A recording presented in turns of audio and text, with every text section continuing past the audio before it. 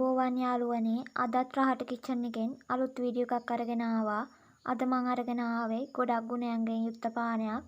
ඉතින් අපි දැන් බලමු මේ පානය හදාගන්න විදිහ.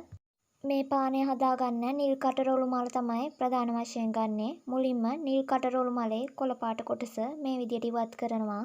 මේ නිල් කටරොළු මල් අපි වැඩිය නොසලකා හැරියට තායිලන්තය, වියට්නාමය, මැලේසියාව වැනි රටවල් වල ආහාර පාන හදාගන්න වගේම පානය කරන්න ගොඩක් පෙළඹිලා තියෙනවා. මොකද මේ මල් වල ඇති ඖෂධීය ගුණය ඉතාමත් ඉහළ නිසා. දැන් මේ මල් ටිකට උණු වතුර දාගන්නවා. එහෙම උණු වතුර දාලා විනාඩි 10ක් පමණ තැම්බෙන්න තියාගන්නවා. මේ මල් මදව්වේ වේලලා කල් තියාගන්න උනත් පුළුවන්. දැන් ඔයාලට පේනවා ඇති විනාඩි 10කට පස්සේ මල් වල තිබිච්ච වර්ණය ඉවත් වෙලා වතුර ටික නිල් පාට වෙලා තියෙනවා. මේ මල් පානය නිරෝගීමත් කෙස් කලබක් ලබා ගන්න වගේම අපේ සමේ අභ්‍යන්තර පෝෂණය වර්ධනය කරගන්න පුළුවන්. දැන් මම නිල් කටරොළු පානයට දෙහි ටිකක් එකතු කරනවා. ඔයාලට පේන්න ඇති නිල් පාටට තිබුණ දියර එක දම් පැහැගැන්වෙනවා.